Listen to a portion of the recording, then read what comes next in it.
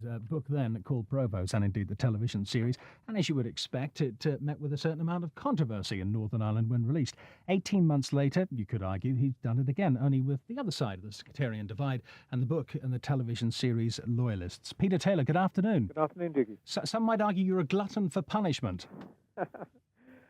Well, if it is a punishment, it's an enjoyable kind and a satisfying kind. Enjoyable in the sense that I feel that I'm doing something which is worthwhile, which I enjoy doing, and I feel really needs to be done. After Provost, I was very conscious that was simply one side of the story, the history being told through one set of eyes.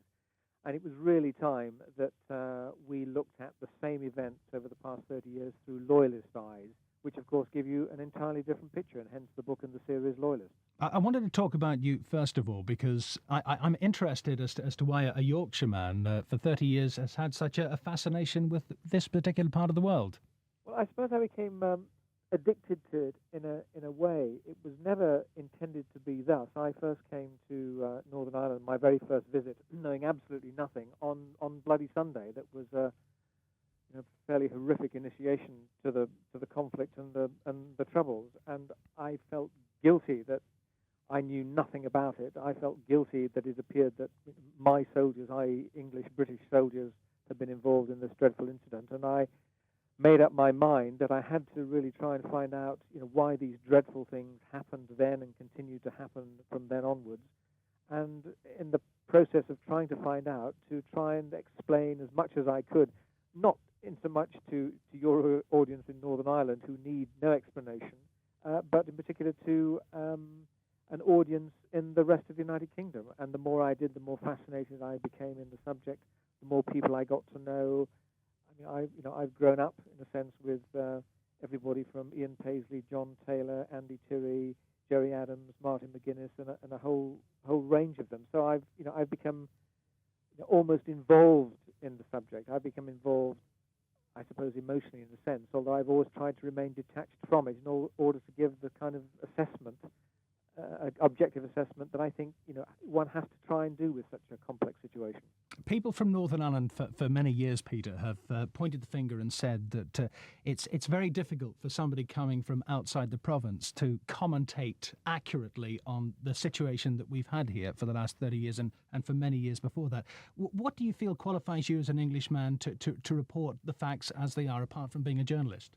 Because whether your audience like it or not, or some of them like it or not, you are part of our country and have been for a good many years now.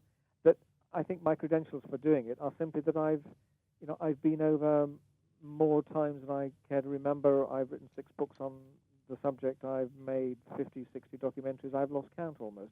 But I suppose I'm conscious of the fact that I don't live there. I mean, the people I deal with, my colleagues, colleagues at Downtown, colleagues at the BBC and at Ulster Television, you all live there with it. My colleagues report it and live with it. I don't. I come over very frequently, but I don't. I can always come back again, and I'm very conscious of that. And I would hate to think that anybody ever thought I was a carpetbagger. That when I come over because I want to. I want to find out. And in the end, it doesn't matter whether you're a Northern Irishman or a Southern Irishman or an English journalist. That to tell the story, to find out what is going on, you've got to have access to the sources, to the people who know what's going on. And then, of course, you've got to make your own analysis, your own interpretation of those sources.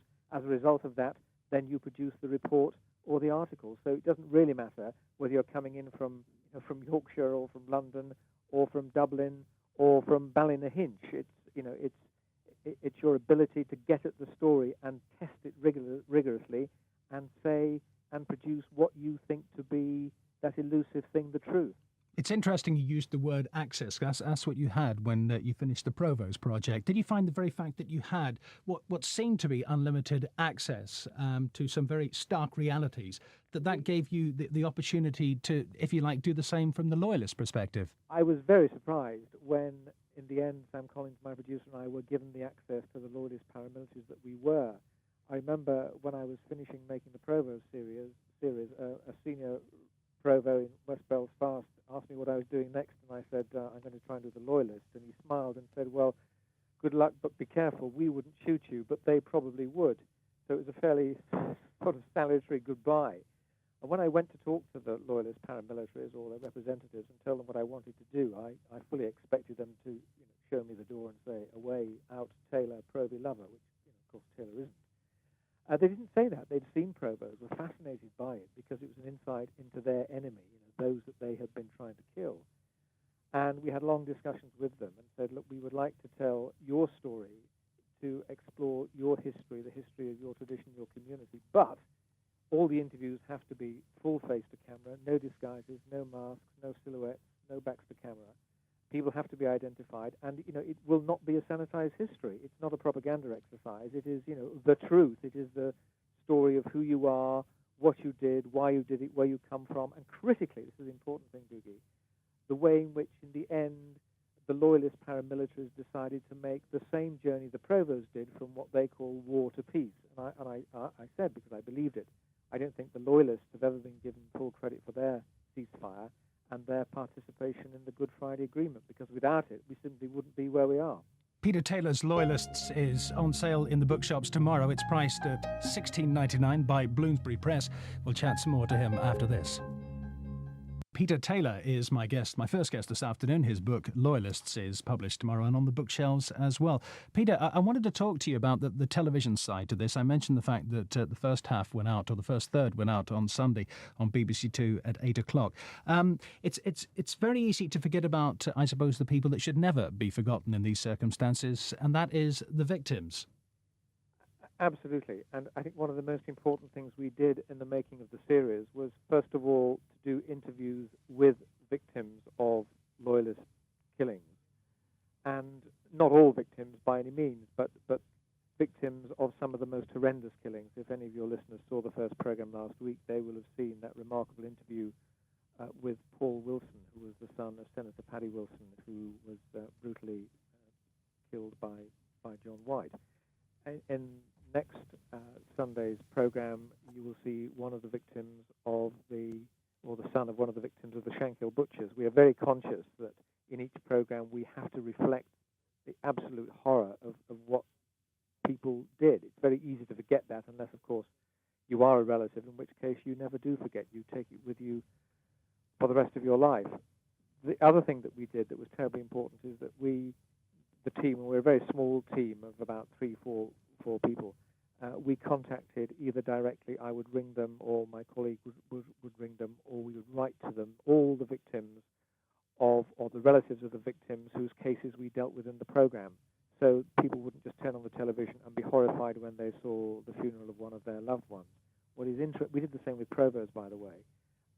What was really interesting and gratifying about that exercise is that almost without exception, people would come back to us or say to us at the time, well, thank you very much for taking the trouble to tell us. So we're very conscious of the victims. And when I was doing these interviews, which are quite remarkable, I think they're some of the most remarkable ones I've ever done in nearly 30 years of reporting Northern Ireland, or nearly 30 years as a working journalist. I would sit there thinking, am I really hearing this? And when I would cross-question people about what they had done, I put myself in the shoes of the victim at the time or the relatives of the victim who subsequently suffered because of what had happened. So, we were very conscious of the victims all the time. And, we told the loyalist paramilitaries that we would be doing that. I mean, in the end, I told John White that I had interviewed his victim's son. So, we tried to be as upfront and absolutely straight and honest as possible. It must be, from your point of view, I suppose, an exercise to draw comparisons, and I mean comparisons with the people that have perpetrated murder on both sides, be they Republicans or loyalists. Is there some sort of common thing that links them together, apart from the fact that they are killers? Well, I think the common thing is, and the surprising thing is, and this is what the Loyalist series, I think, has in common with the Provost series, is that the vast majority of people I interviewed on both the Provost side and the Loyalist side are very ordinary people. Jim Light, whom you may have seen interviewed last Sunday, who killed the 17-year-old Catholic for no other reason than that he was a Catholic, could be your uncle. He could be your next-door neighbor. And many of the people I've interviewed in the Loyalist series are very ordinary people that you would, chat to in the pub or stand next to in the cinema queue or the supermarket queue. What makes them extraordinary is that they were prepared to do the horrendous things they did. And what I tried to do is to explore the kind of people they were, the environment in which they had grown up, and why they were prepared to do it. And I don't think that the vast majority of people I've interviewed in both series, Loyalist and Provost, would ever have done what they did, would ever have ended up serving many, many years inside the Maze prison had they been brought up anywhere else other than Northern Ireland. When you're talking to these people and you're sitting face to face with them and you're listening to what they have to say, does the word remorse come into your head? And if it does it come in very often? Well, it comes into my head frequently and also comes out of my lips, as I hope you will have heard and will hear in the next two programs. And it produces very interesting answers. When Gusty Spence, who is a main interviewee throughout the three programs, when he announced the Loyalist ceasefire and spoke of abject and true remorse, he said he was speaking on behalf of all the Loyalist paramilitaries, and no doubt he was. But when you question them closely about it, for example, when I asked Billy Hutchinson about the two murders that he was involved in and served a double life sentence for, that's in this Sunday's program, well, you have to watch and see what Billy Hutchinson says. But they're absolutely straight. Some do feel remorse, others feel no remorse at all because they say, we were soldiers, we were fighting a war, exactly like the provosts say. One particular person, whom I interview in this Sunday's program, John Dillon, who did a life sentence for murder. When I asked him if he had any regrets, he said no. The tragic story of Billy Giles, who was a UVF member who killed his workmate and one of his friends in retaliation for a Republican killing, whom I met, first of all, back in 1990, was haunted by what he had done from the moment he pulled the trigger. And his life, as he told me in 1990 and told me again in the interview I did last summer, his life had never been the same again. He'd entered a dark world from which he had never emerged. And I interviewed him last June, and again he talked about the way he felt about the killing and the remorse that he felt and how he'd been haunted by it. And Billy, I knew was a tortured soul. At the end of September, I received the horrendous news that Billy had hanged himself. He committed suicide and left a suicide note. And there were other reasons too, like he couldn't adjust to life outside of the prison and had high expectations because he got a degree which were never realized. But primarily, he couldn't live with himself because of what he had done, so he took his own life, and he writes about it in the letter. If anyone ever needed any proof of genuine remorse, then tragically Billy Giles provided it. Peter, what do you say to your critics who would argue that all you're doing is giving murderers credibility?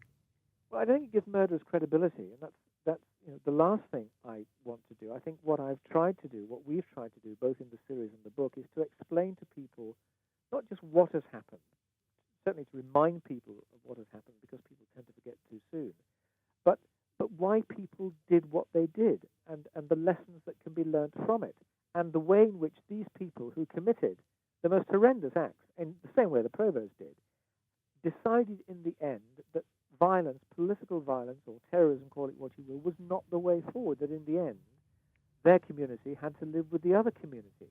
And if all of us are to have peace within Ireland and within Northern Ireland and the United Kingdom, then the warring factions have got to live with each other. And I believe, having done Provost and having done Loyalists, that remarkably they are prepared to do so, and certainly the Loyalists are. And I think that's not giving murderers credibility. It's explaining to people why they have made the journey that they have, because they realize in the end it was taking them nowhere, and why they decided to embrace peace and the Good Friday Agreement. Peter, I hope that after reporting on Northern Ireland for 30 years of conflict, that your next project is actually talking to us about what a wonderful society we have after the 30 years of problems that we've had. In the meantime, thank you very much for joining me. As I say, the programme goes out part 2 on Sunday night, 8 o'clock BBC 2, and the book is in the bookshops tomorrow. Peter Taylor, thank you very much. Dougi, thank you very much indeed.